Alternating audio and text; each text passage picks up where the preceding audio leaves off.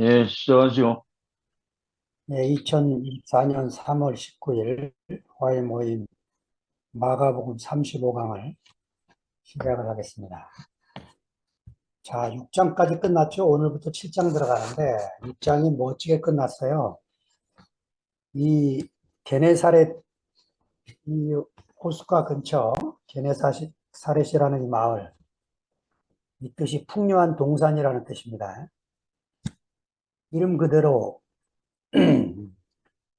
예수 안에 흐르던 그 긍휼의 강이 흘러 넘쳐가지고 무리에게 흐르고 무명의 사람들이 극률한 마음으로 닥치는 대로 환자들을 예수께 데리고 와서 예수의 옷가에 손을 대기만 해도 낫는 광경을 이 짧은 6장 마지막 네 구절에서 우리에게 보여주어서 지금 마가가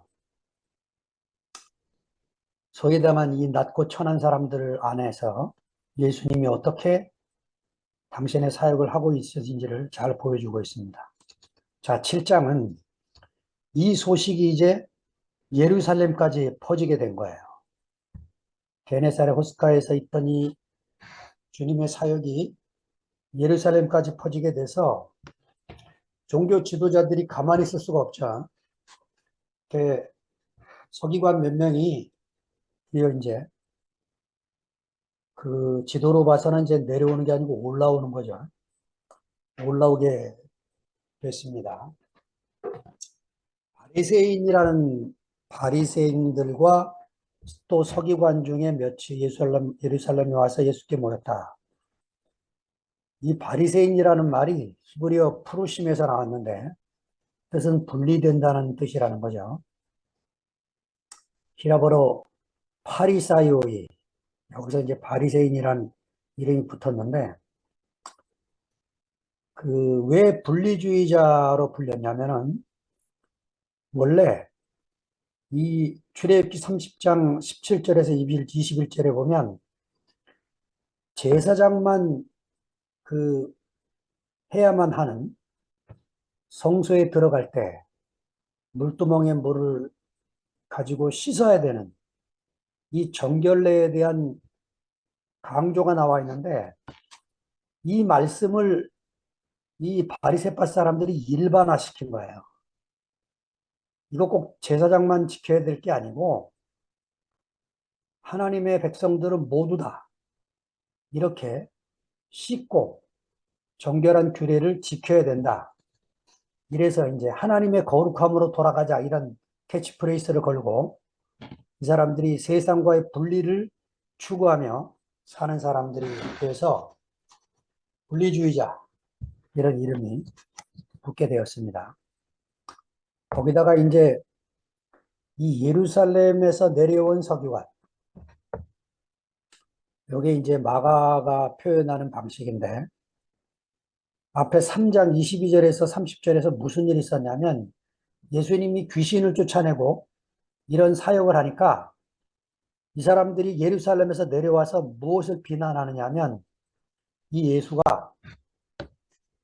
하나님의 능력으로 귀신을 쫓아내는 게 아니고 귀신의 왕 바알세불의 힘을 빌려서 그의 능력으로 귀신을 쫓아낸다. 이렇게 이제 비난하는 광경이 3장에 나왔었죠. 그 예루살렘에서 나온 서기관입니다. 자, 그러니까 마가가 의도적으로 지금요, 예루살렘이라는 도시와 갈릴리 지역을 대조시키고 있어요. 당시에 성전이 있고 제사장이 있고 재물이 있고 모든 경제의 중심 도시인 예루살렘. 거기에 비해서 이 갈릴리 변방에 있는 무리들, 민중들, 아무 그 국가에 영향력 미치지 못하는 이 사람들을 대조시키면서 그 예수님이 한쪽에서는 핍박을 받고 비난을 받고 한쪽에서는 환영을 받고 그들 속에 들어가서 그 병들고 아프고 고통받는 사람들을 정상화시키는 사람들을 회복시키는 이런 사역을 대조시키고 보여주고 있는 거죠. 이제 7장부터가 본격적으로 주님이 이제 이런 일들을 겪는 것이 시작이 됩니다. 2절로 넘어가면 그의 제자 중 몇 사람이 부정한 손, 곧 씻지 아니한 손으로 떡 먹는 것을 보았다. 부정한 손으로 떡을 먹더라. 이거는 유대 전통신앙이 갖고 있는 부분인데, 그 출애굽기 20장에 보면 하나님이 모세에게 십계명을 주지 않습니까? 돌판에 새긴 계명 이외에 기록된 말씀을 주신 게 모세 오경, 토라예요, 토라. 기록된 율법 이외에 기록되지 않은 말씀이 그 모세에게 주어졌고, 모세는 그것을 여호수아에게 전했고, 여호수아는 후손들에게 전했다. 이걸 구전이라고 그래요. 구전 양식. 구전으로 계속 전해 내려온 것을, 예, 지금 이 유대 전통신앙의 부정한 손이라는 표현이 가지고 있는 내용입니다. 예수를 만나기 전에 바울도 자기가 얼마나 그렇게 살았는지를 갈라디아서의 편지에 이렇게 써 있어요.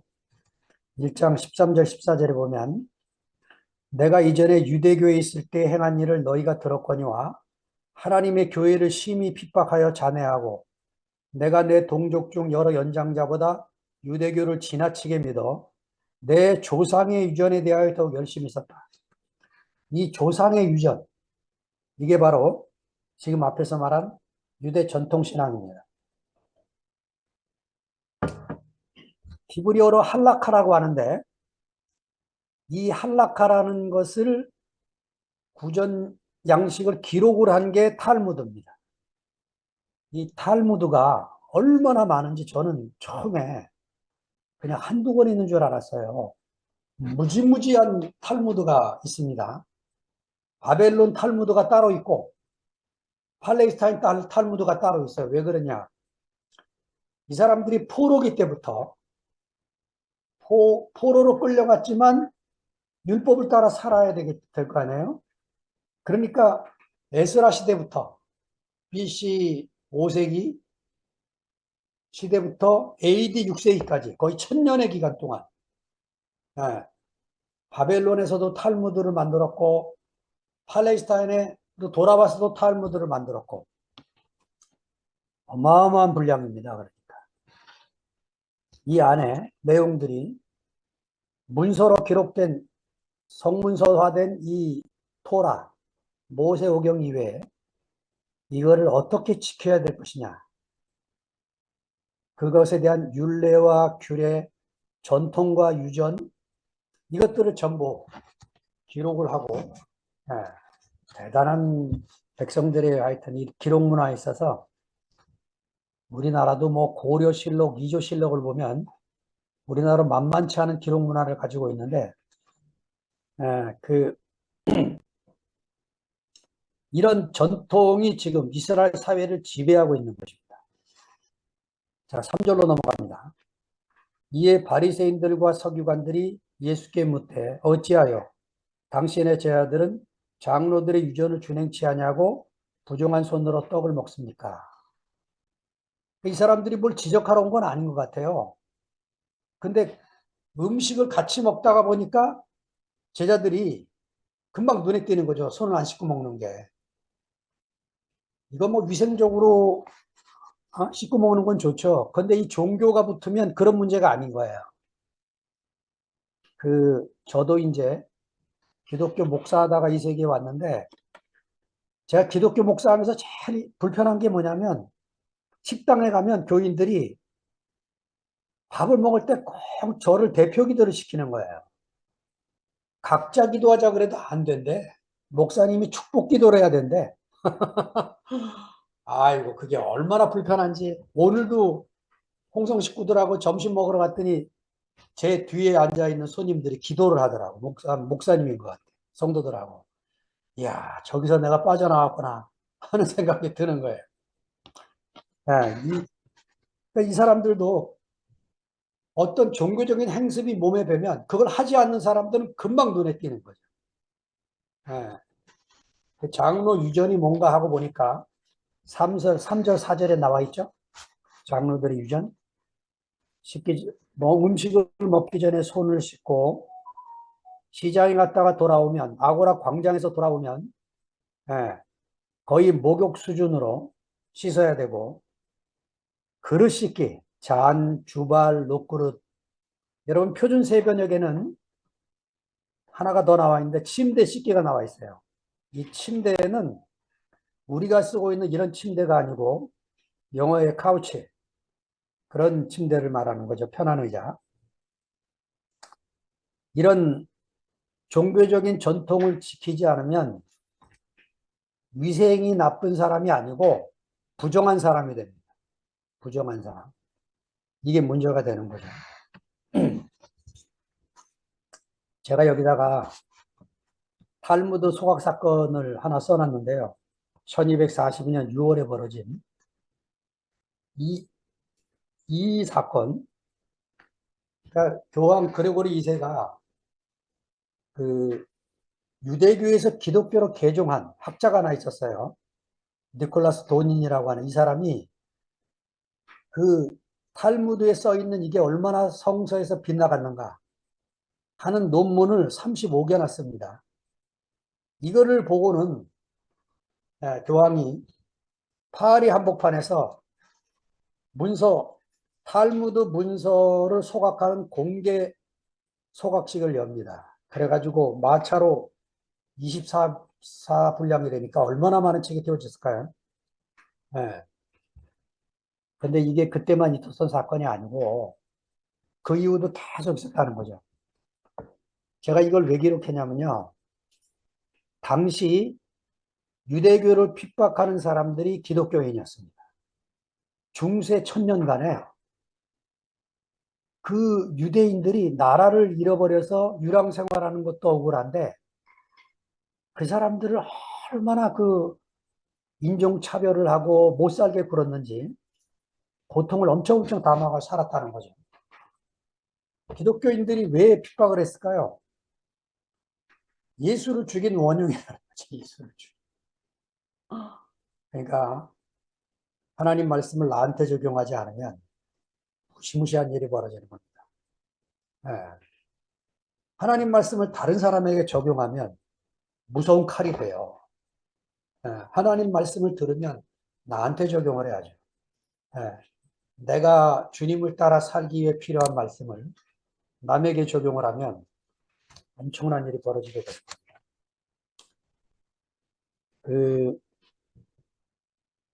문희석 선생님이라고 이분이 1967년에 쓴 글에 보면 그 초대교회들이 그 복음을 전하면서 그 싸웠던 대상들이 혼합주의, 영지주의, 황제숭배 이런 것하고 싸웠다는 거예요. 근데 한국 교회는 지금 뭐하고 싸워야 되냐면 샤머니즘하고 싸워야 된다는 거예요. 샤머니즘. 기복신앙이 불교의 1000년, 이조의 500년, 대한민국 사회에 이 샤머니즘이 퍼져 있으니까 이대로 가다가는 최영 장군 무당이 있고 이순신 무당 종교가 있듯이 이 예수 귀신을 섬기는 무당이 또 나올 거다. 이런 얘기를 했어요. 이 샤머니즘이 얼마나 우리 심성에 깔려 있냐면 여러분 절간을 가면 우리나라만 있는 게 있어요. 삼신강. 이게 우리나라에만 있는 절입니다. 이게 절에 가면. 거기다가 기도하면 거기다가 보시를 하면 기도 응답이 금방 된다 그래서 그것도 30분밖에 가보면요. 절에 가보면 제일 꼭대기에 있어. 따로. 거기까지 할머니들이 기어 올라가셔갖고 거기다가 보시를 하는 거예요. 시주를 하면 기도 응답이 빨리 된다니까. 불교만 이러는 게 아니에요. 유교도 똑같아요. 이게 풍수 지리하고 딱 합쳐져 갖고 유교도 조상신을 얼마나 잘 모시느냐에 따라서 후손이 복을 받는다. 희한한 이 생각이 들어가지고 여러분 지금 대한민국 장안에서 휩쓸고 있는 영화 하나가 있습니다. 파묘. 예, 여기 보면 이제 저도 봤어요. 하도 영화가 히트친다 그래서 이 안에 있는 사상이 뭐예요? 죽은 혼백이 원한을 갖고 있으면 살아있는 사람에게 영향을 미친다 이거잖아요. 예. 그래가지고 뭐 우린 심성에 이게 극복이 안 됩니다. 기독교는 어떤 겁니까? 예수교가 딱 들어온 다음에 우리나라에만 있는 현상이 새벽기도입니다. 새벽기도. 제가 대국교에 와서 새벽기도가 끝났어요. 아, 새벽기도가 나쁜 게 아니에요. 예, 좋은 겁니다. 초기 기독교 사람들이 하층민들이 모였기 때문에 그 1세기, 2세기의 그리스 저작들의 작품을 보면요. 새벽에 모여서 예배드렸다. 이런 기록들이 있습니다. 나쁜 게 아니에요. 뭐가 문제냐? 내 소원 성취, 내 기도, 내 목적을 들어주시는 하나님. 이거에 전부 이제 빠져 사는 거고요. 네. 우리가 이제 여기서 벗어나야 된다는 거죠. 여기서. 내 목적을 들어주는 하나님이 아니고 하나님의 목적 때문에 지어진 나를 발견하는 교회를 만났다는 게 얼마나 큰 복인지 모르겠습니다. 자, 6절이 길어서 잘랐습니다. 가라사대 이사야가 너희 외식하는 자에게 대하여 잘 예언하였도다 기록하였을 때 이 외식하는 자 휘포크리테스는 원래 이렇게 뭐 위선자나 사기꾼이라는 이런 나쁜 의미가 아니고 배우라는 좋은 의미의 단어였는데 이게 기독교에서 쓰면서 부정적인 언어로 고정화돼 버렸습니다. 아, 그 배우가 연기를 하다 보면 악역도 하고 뭐 이러면서 원래 내가 알던 배우가 아닌 거죠. 이런 부정적인 언어가 고정화되어 있는데 바울이 이 단어를 갈라디아서 2장 13절에 쓰는데 베드로 행동을 책망했을 때 외식이라는 단어를 씁니다.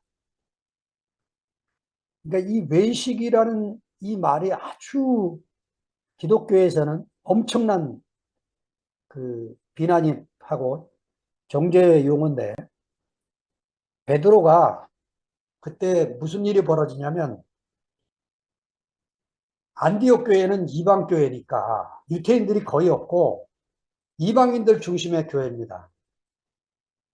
예, 우리가 2PM이 이렇게 흩어져 살다 보니까 여기도 신모 때도 이 안에 살아야 되는데 11시 모임도 함께 가는 교회도 살아야 되는데 예, 서로 생각이 달라서 못 살게 되는 거죠. 그 바울은 사실은 베드로를 비난할 위치에 있지 않아요. 예수님의 수제자, 예수님에게 인정받던 베드로가 자기와 함께 잘 지내고 있었는데 예루살렘에서 야곱이 파송한 유태인 맷이 내려오게 된 거예요. 자, 그러니까 이 유태인들에게 비난을 들을까봐 음식을 먹다가 슬그머니 그 형제들이 들어오는 걸 보고 자리를 피한 거예요. 유태인들은 이방인들과 식사가 금지되어 있습니다. 이게 전통이에요. 이방과 식사하지 말라 이런 구절은 없지만 이게 장로들의 전통으로 오랜 세월 문화로 자리 잡은 거죠. 근데 이제 바울이 열받은 거는 자기와 함께 사역을 하고 전도 여행을 떠났던 바나바까지 베드로의 행동을 따라서 슬그머니 자리를 피하는 거예요. 이거에 이제 화가 난 거예요. 화가 나서 그러면 안 되는데도 대놓고 그 자리에서 이제 외식하는 자라고 이제 공격을 한 거죠. 이런 일이 이제 교회 안에 늘 있는 겁니다. 자, 그 이사야가 이스라엘 백성들을 향해서 이렇게 표현했듯이 그 예수님도 당시 이스라엘 사람들을 보니까 똑같은 상황에 놓여 있는 사람들이 보이는 거죠. 이 백성이 입술로는 나를 존경하되 마음은 내게서 멀도다. 사람의 계명으로 교훈을 삼아 가르치니 나를 헛되이 경배하는도다 하였느니라. 나를 헛되이 경배하는도다. 이게 메시지 성경을 보니까 내 이름을 팔고 있다. 하나님의 이름 갖고 장사하고 있구나. 이런 의미로 말씀을 하고 있다는 거죠. 자, 왜 이런 일이 벌어지느냐? 하나님의 생명의 말씀이 아닌 사람의 계명으로 가르치니까 입으로는 하나님을 찬양하고 절기와 제사를 지키는데 마음은 점점 하나님과 멀어지는 결과를 낳게 됐다는 거죠. 하나님과 얼마나 멀어졌냐? 구약 성경 마지막에 말라기서가 있죠. 이사야부터 시작해서 예언서가 시작이 돼서 말라기서가 끝인데 마지막 구약 성경 말라기서에 보니까 여러분 말라기서가 4장밖에 안 되는데 23개의 질문이 나와요.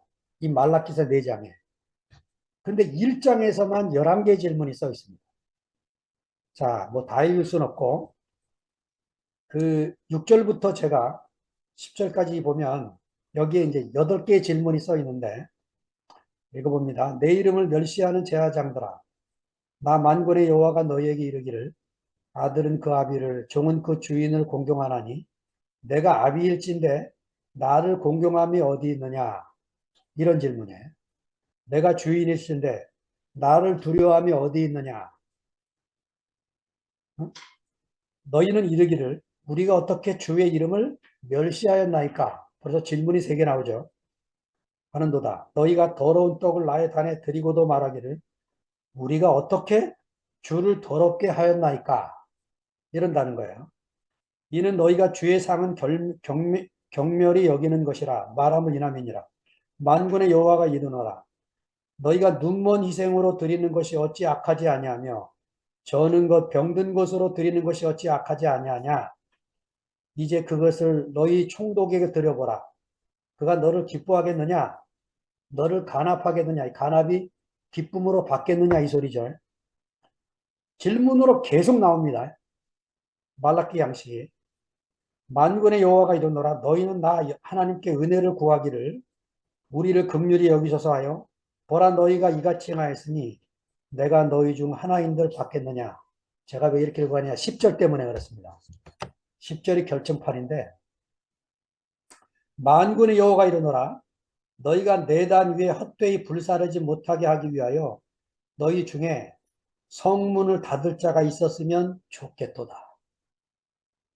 내가 너희들이 하는 제사, 절기, 제물 다 지키고 있는데 너희들 이거 못하게 하도록 누가 성전문을 좀 닫을 자가 있으면 좋겠다는 거예요. 이렇게 장로들의 전통이 장로들의 이 유전이 하나님 말씀을 제껴놓고 완전히 문화로 자리 잡아서 하나님이 온데간데 없어져 버리는 이런 유태인의 삶이 되어버리고 만 것이죠. 자, 그 8절로 넘어가기 전에 제가 한 가지 말씀을 드리고 싶은 게 그러면 생명의 말씀이니 하나님 말씀과 사람의 계명을 어떻게 구분할 거냐는 거예요. 왜냐? 장로들의 유전이나 이 전통도 그냥 쓴 게 아닙니다. 탈무드에. 성경 말씀을 지키기 위해서 이렇게 하라는 거죠. 똑같이 지금 하나님 말씀을 놓고 싸우는 거예요. 똑같이. 자, 이게 싸울 일이 아니고, 제가 이제 후배 한 사람한테 위조 지폐 감별사 교육을 받고 온 얘기를 들어봤는데, 지난주에인가 변명주 자매가 카톡방에 올렸는데, 위조 지폐 교육을 한 6개월, 1년 받으면요, 그냥 보면 안 돼. 아, 위조구나. 느낌으로 안 돼, 느낌으로. 왜냐, 공부하는 동안에요, 한 번도 위조 지폐를 보여주는 적이 없대요. 자기가 6개월인가 1년인가 교육을 받고 왔는데, 진짜 지폐만 공부 안 됩니다. 진짜 지폐만. 그러니까 진짜 지폐만 샅샅이 공부하고 나면 감각으로 위조 지폐를 딱 받는 순간, 이 가짜인 걸 발견하게 된다는 거죠. 자, 우리가 교회 생활 안에서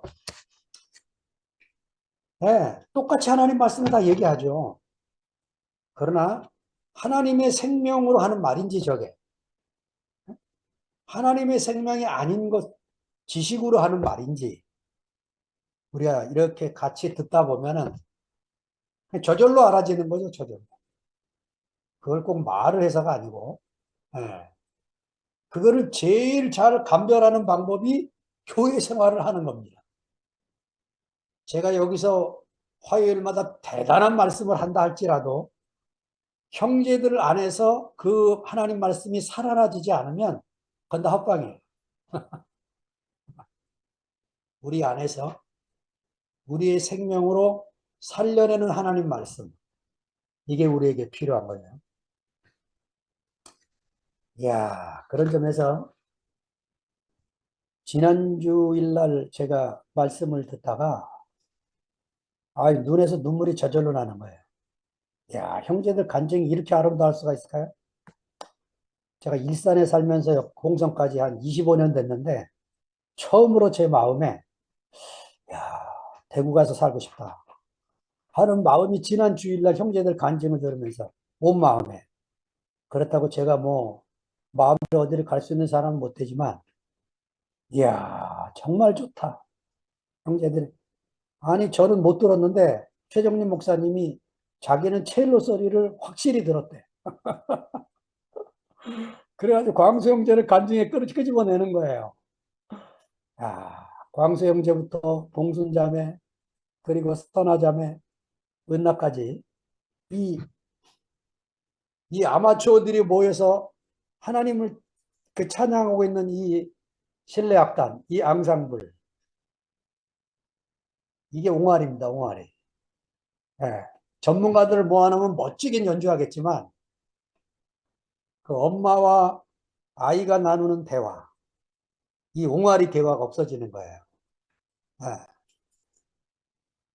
하나님의 이 표현되는 자리는 아름다운 음악으로 하모니가 나서 우리 가슴이 감동이 되는 자리도 있겠지만 하나님의 영광과 하나님의 찬양이 나타나는 자리는 바로 이런 자리입니다. 예. 옹알이들. 야, 제가 그 간증 하나 듣는데 정말 감동이었어요. 레슨비가 모자라서 광수형제 그 빈 사무실 가서 연습한다는 그 소리 들을 때 눈물이 저절로 나더라. 형제들 하나하나가 얼마나 귀한지. 야, 정말 우리 TPM 형제들 정말 멋집니다. 어? 어제만 그 간증에 제가 처음으로 아마 교회 생활 25년에 처음으로 들은 간증 같아요. 뭐 디딤돌 이런 간증에 2PM에서 나왔는데 디딤판, 구름판이라고 그러네. 상도 형제가. 여러분, 지금 우리가, 그랬구나 하고 제가 알아지는 게, 지금까지 우리가 교회 생활을요, 아주 수월하게 했어요. 왜냐? 하나님이 우리에게 띵틀을 놨는데, 나 혼자도 잘 넘어갈 만한 거야. 어? 아무도 안 도와줘도 내가 훌쩍훌쩍 잘 넘어갔다니까. 이야, 근데요, 하나님이 어느 날 이 띵틀을 높여놓은 거예요. 높여놔가지고, 나 혼자는 못 넘어가. 어? 구름판이 있어야 되는 거예요. 어? 디딤판이 있어서 거기를 밟고 넘어가야 돼. 이 그리스도가 필요한 거예요. 형제들의 이 간증이, 우리를 이제 또 한 차원으로 이끌어가서 우리의 장애물을 잘 뛰어넘고 살게 하는구나. 얼마나 하여튼 제가 감사하고 기분이 좋았는지 몰라요. 선하자매 독립유공자 후손이라는 그 자부 하나로 인생이 달라지는 자리를 얘기하는데, 여러분, 우리가 다 부모로부터 나왔지만 우리가 조상을 바꿨어요. 우리도 하나님 나라의 독립유공자 후손입니다. 예. 하나님 나라의 독립유공자 후손. 야, 얼마나 이 자부심 갖게 합니까? 우리가 그 나라를 전파하도록 부름받은 사도인 것이 얼마나 감사한지요. 8절을 보겠습니다. 너희가 하나님의 계명은 저버리고 사람의 유전을 지키는구나. 하나님의 계명은 뭐고 사람의 유전은 뭐겠습니까? 하나님의 계명. 신명기 6장 4, 5절에 보면 들으라 이스라엘, 이 뜻으로 쉐마 이스라엘이 나와요. 쉐마 이스라엘, 들으라 이스라엘. 듣는 게 중요하다고 그랬죠. 히브리 사상에는 너는 마음을 다하고 성품을 다하고 힘을 다하여 내 하나님 여호와를 사랑하라. 제가 이게 힘을 다하여가 뭐지? 늘 궁금했어요. 근데 자료를 찾아보니까 유태인들에게 힘을 다하여 이 말은 무슨 뭐 에너지를 다하여 근육질을 다하여가 아니고 이게 재물이라는 겁니다. 재물. 메오드라고 재산을 다하여. 그러니까 내게 있는 재물을 다하여 하나님을 기쁘게 하는 일에 쓰라는 거예요. 네. 이렇게 하나님의 계명이 주어져도 사람의 유전으로 바꾼다는 거죠. 자, 사람의 유전이 골로새서 나와 있는데 바울이 씁니다. 골로새 2장 20절에서 23절까지 제가 읽어보겠습니다. 너희가 세상의 초등학문에서 그리스도와 함께 죽었거든 어찌하여 세상에 사는 것과 같이 의문에 순종하느냐, 문자에 순종하느냐, 곧 붙잡지도 말고 맛보지도 말고 만지도 말라 하는 것이니 이 모든 것은 쓰는 대로 부패로 돌아가리라. 사람의 명과 가르침을 쫓느냐, 이런 것들은 자의적 숭배와 만든 겸손과 몸을 괴롭게 하는데 지혜 있는 모양이나 오직 육체를 쫓는 것을 금하는 데는 유익이 조금도 없느니라. 네. 골로새 지방, 지금의 터키 쪽이죠. 이 지방에 이미 다 유대인들이 다 퍼져 살고 있었고 그들이 전하는 메시지가 붙잡지도 말고 맛보지도 말고 만지도 말고 아마 하나가 빠졌을 것 같아요. 쳐다보지도 말아라. 이래가지고 이 SNF파적인 가르침으로 인해서 사람들이 쿰란 공동체로 다 가게 되는 거예요. 사람들 세상 속에 살면서 이게 됩니까?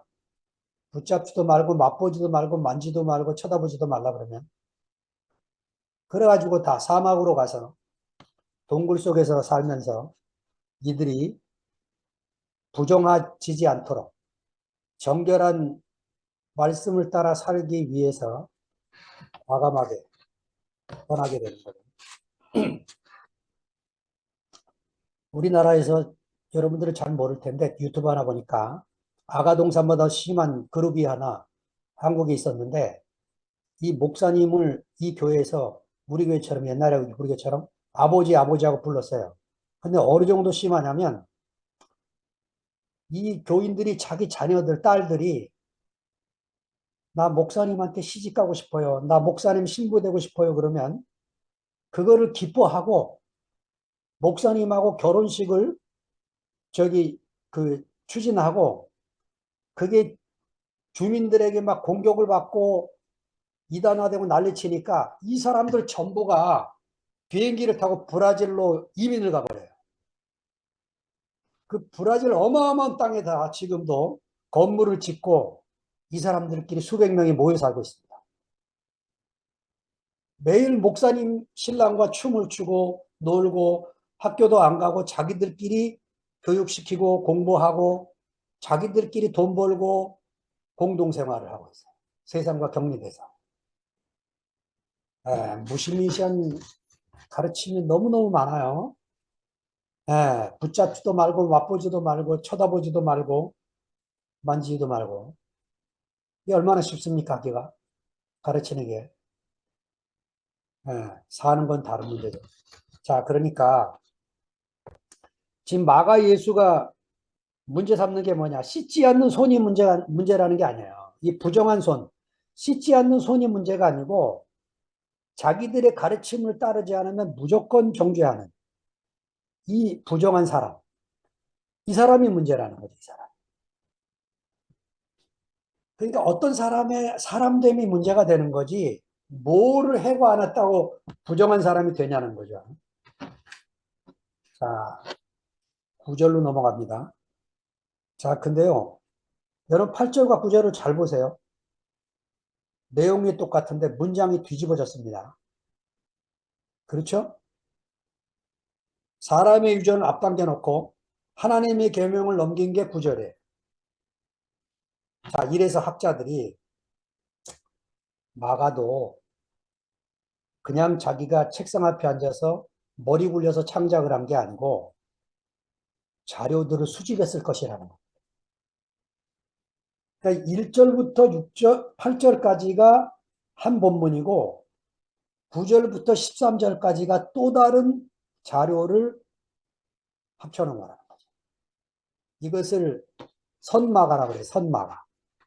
이 선마가 자료를 마가가 수집을 해서 이것을 지금 기록을 하고 있다고 보여지는 거죠. 또 가라사대 너희가 너희 유전을 지키려고 하나님의 계명을 잘 저버리는도다. 여기 이제 하나님의 계명을 어떻게 버리는 예를 예수님이 한 가지를 지적을 했는데 코르반이라는 전통입니다. 히브리어 코르반은 원래 예물이라는 레위기 1장에 나오는 너희가 예물을 드리려거든 할 때 이게 코르반이라는 히브리어인데 모세의 가르침 제5계명을 해보면 이런 말씀이에요. 레위기 20장 9절입니다. 내 부모를 공경하라. 아비나 어미를 회방하는 자는 반드시 죽으리라. 이게 저주하는 자는 란 뜻입니다. 히브리어 퀄랄인데 퀄랄은 가볍게 여기다 업신여기다 이런 말인데 이게 이제 회방하는 자로 번역이 됐어요. 다른 성경엔 저주하는 자로 번역을 했고 부모를 공경하라. 출애굽기 20장은 그리하면 너희가 땅에서 길게 살 것이다. 축복의 말만 했는데 시간이 흐를수록 부모를 공경하지 않게 되니까 레위기서에는 강화시킨 거예요. 반드시 죽으리라고.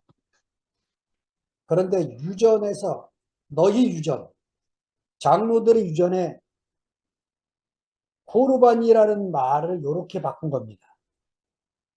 하나님께 이미 바쳐진 겁니다. 이래 말을 하면 부모에게 드려야 되는 것이 있음에도 안 드려도 된다는 거예요. 죄가 안 된다. 부정한 사람이 안 된다. 이렇게 가르치게 된다는 거죠. 그러니까 예수님은 지금 하나님의 계명을 자기 목적으로 따라서 악용하는 사례. 예. 그러니까 우리 속에 이 사악함 이런 것을 예수님이 지금 지적을 하고 있는 거죠. 자, 12절로 넘어갑니다. 제 아비나 어미에게 다시 아무 것이라도 하여 드리기를 허하지 아니하여. 예. 그러니까 부모님에게 드리는 게 아깝다고 느껴지는 순간 거기다가 고르반이라는 걸 딱 붙여서 자기의 의무를 행하지 않으려고 하는 이런 마음. 그러니까 지금 마가가 표현하는 예수님은 이 장로의 유전, 예, 이 전통과 규례를 허무는 예수님, 이,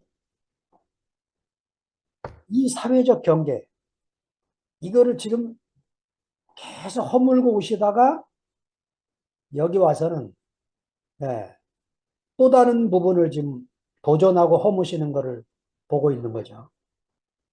자, 보세요. 마가복 1장 41절에 문둥병자를 고칠 때 마가는 어떻게 기록하냐면 손을 대시며 고쳤다고 그래요.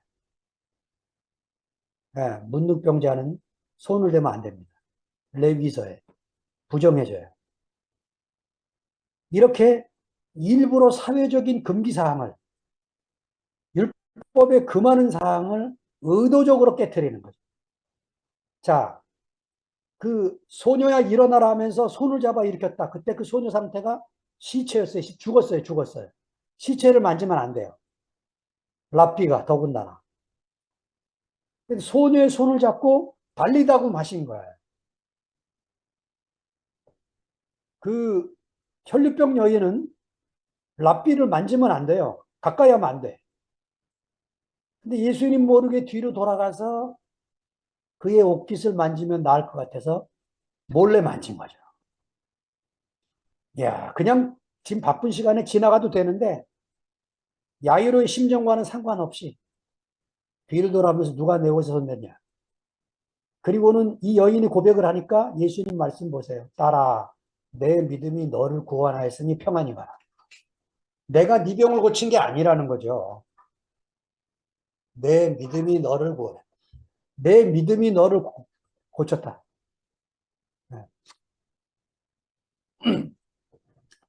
2장 16절에 세리와 죄인들과의 식사에서도 마찬가지죠. 이런 자리에 이방인들하고도 먹지 않는데 이 세리와 죄인들하고 식사하지 않는 게 당연한 거죠. 이런 금기사항을 예수님이 상관없이 사시는 거죠.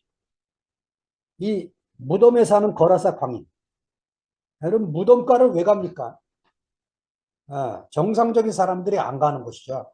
더군다나 랍비가 예수님은 상관없이 배를 타고 거기를 가서 이 무덤에 사는 이 사람을 고쳐서 새로운 제자도를 이 사람에게 가르치는 거죠.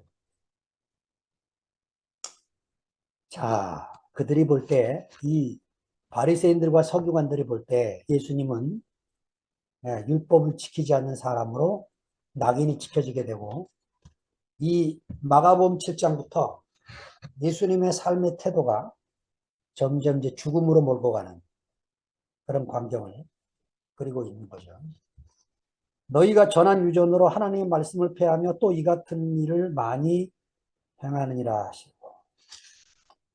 자, 하나님의 말씀을 너희 유전으로 폐한다. 어떻게 폐하게 됩니까? 출애굽기 20장 12절에 내 부모를 공경하라. 그리하면 너희 하나님 나 여호와가 내게 준 땅에서 내 생명의 길리라. 얼마나 축복된 말씀을 주신 거예요. 근데 이제 공경하고 싶지 않은 마음이 오면 요거를 살짝 비틀어 버리는 거죠. 자, 예수님이 지금 무슨 얘기를 하고 계시는 거냐? 부모 공경과 하나님 경외를 동일선상에 놓은 거예요. 그러니까 하나님 사랑과 사람 사랑을 동일선상에 놓은 것입니다. 네. 하나님 사랑 따로 있고 부모 사랑 따로 있는 게 아니라는 거죠. 네. 그래서 사람의 유전과 전통을 지킨다는 미명하에 하나님 말씀을 회피하려고 하는 이 사람들. 이 사악한 마음의 동기를 드러내고 있는 거죠.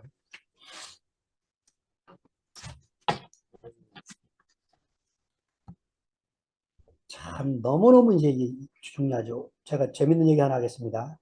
야구를 좋아하시는 분들이 계시는가 모르겠는데 미국 야구에서 이런 일이 벌어졌어요. 타자가 홈런성 타자를 치고 뛰다가 홈런이라고 확신해서 천천히 걷다가 아웃이 됐어요. 2루까지 가다가. 근데 이 타자는 확신을 했어. 그래서 비디오를 요청한 거야. 비디오를 요청했더니 홈런이야. 그러면 심판이 홈런을 선언하면 되잖아요. 그게 안 되는 거야. 그래서 무슨 일이 벌어지느냐. 뛰었던 말로 홈런이었거든 그때. 1루, 2루, 3루가 다시 다 들어가야 돼. 그리고 홈런 찾아 서야 돼. 그걸 다시 재현해야 됩니다. 그래서 방망이 없이 투수가 던지는 신용을 하고 타자가 때리는 신용을 하고 런너들이 뛰어서 다 들어오고 이 홈런 타자가 1루, 2루, 3루를 다 밟고 홈을 밟아야 홈런이 되는 거예요. 베이스를 하나도 안 밟고 지나갔다 아웃이야. 이게 경기의 룰이라고 하는 거예요. 메이저리그에서 벌어진 일이에요. 방망이 없는 홈런. 네.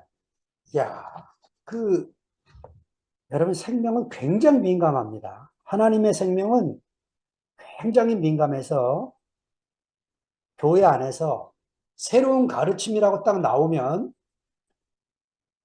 그걸 뭘로 판단하겠어요? 뭘로 그것이 진짜인지 사람의 가르침인지 알겠습니까? 두 가지밖에 없어요.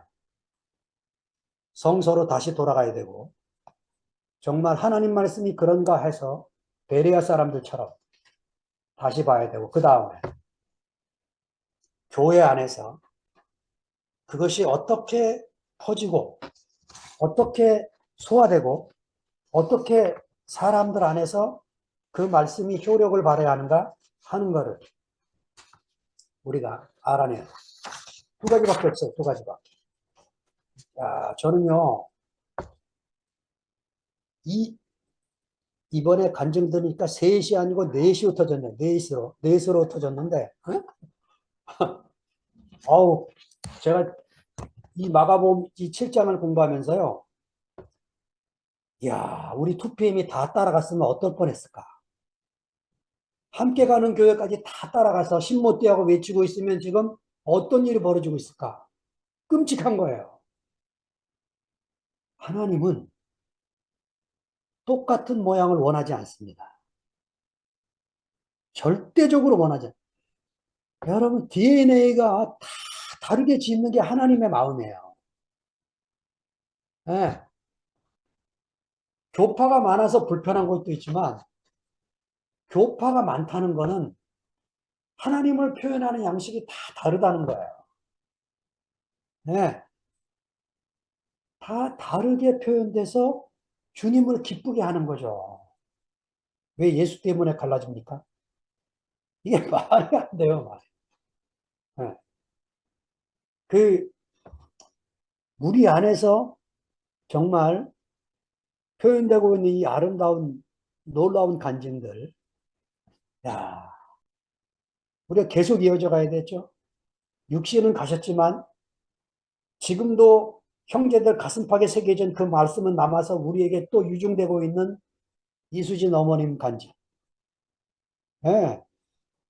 여기 해정래 누님 계시지만, 어느 날 하나님이 불러서 하늘로 가시겠지만, 우리 안에, 저는 지금 남아있는 게 뭐냐면, 최정래 누님, 저보다 목소리가 청청해서 찬양아 부르실 때마다, 이야, 좋다. 너무너무 감동이 되는 거예요. 예. 여러분, 부활이라는 거는 육신은 가지만, 형제들 안에서 우리가 간증하며 찬양하며 심어 주었던 그것이 계속 살아나는 게 영원히 죽지 않는 부활의 소망이고 바로 이게 박노해 시인이 불렀던 희망의 노래죠. 희망이 부활이라는 게 희망. 저는 거꾸로 말하고 싶습니다. 희망이 부활이 아니고 부활이 희망이 부활. 우리가 계속해서 우리 안에 심겨진 이 형제들의 이 양식을 계속 간증해낼 때 연속되는 부활이 되는 거죠. 인생이 무엇으로 지어졌는지 확실히 알게 되는 거죠. 주님을 찬양합니다. 아멘. 네.